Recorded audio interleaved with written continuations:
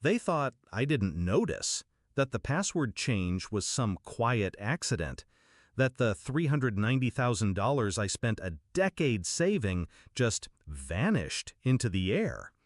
But I watched the transfer happen in real time. The account I built from minimum wage shifts and sleepless nights drained in seconds. My mother's name on the approval, my father's signature on the form, and a note from my brother's email the next morning, "Thanks for investing in my future. Mom and Dad said you'd understand."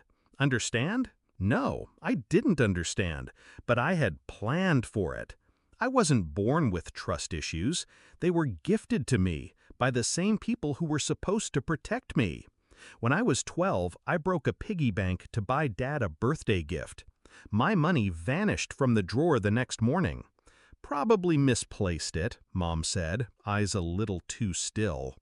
By 17, I had my own bank account. She asked for the password, just in case something happened.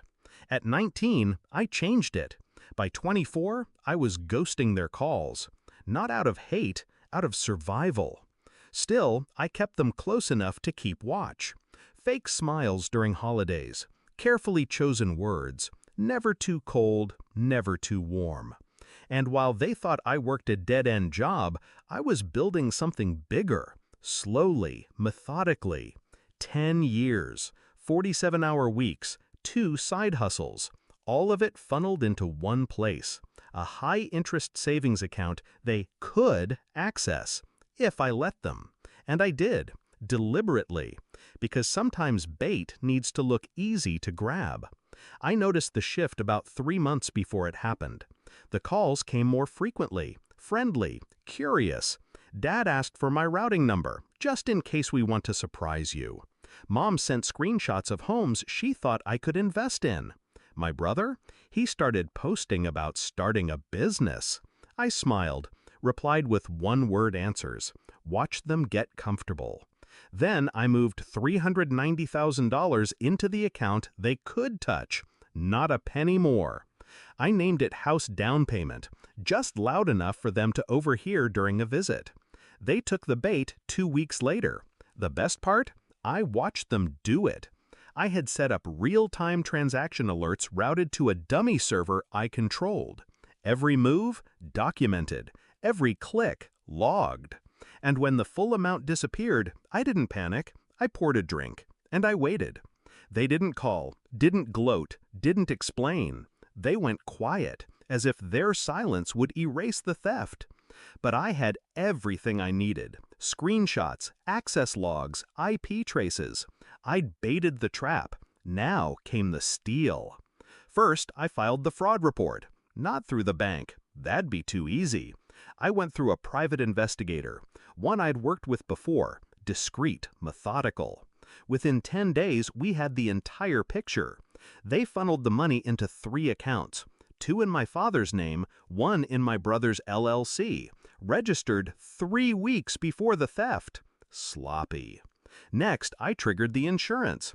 The account had been protected by a personal financial loss clause, one they didn't know existed.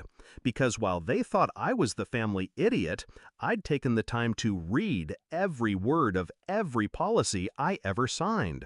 The bank refunded every cent, quietly, while the PI moved forward with the legal firestorm. They got the court summons on a Thursday. I know because Mom called that night, voice trembling. "I didn't know what your father was doing," she said. "It was just meant to help your brother." "Help?" I repeated, like I hadn't paid for his car, his failed first semester, his second chance at a coding boot camp he never finished. I let her talk, let her lie, then I hung up. By Monday, I had pressed charges: wire fraud, embezzlement, breach of fiduciary trust, civil and criminal. They tried to settle, of course they did, offered to return some of the money, which they no longer had, because my brother had already spent $60K on crypto. My father cleared $100K on a down payment for a lake house I now own, thanks to the asset seizure. Court was quiet. They didn't fight, didn't look at me. My brother cried during sentencing, said I ruined his life. The judge disagreed. They got probation and a felony record. I got my money back and their silence. They don't call now, don't text, don't ask for forgiveness. But sometimes they send letters, begging, pleading, empty apologies soaked in entitlement. I keep them in a drawer, unread. See, it wasn't about the money, not really. It was about the message. I'm not your bank. I'm not your safety net. I'm not your fool. They taught me how to distrust. I taught them what happens when you gamble with someone who's been watching you play dirty their entire life. They wanted a future for my brother. I gave him one, just not the one they expected.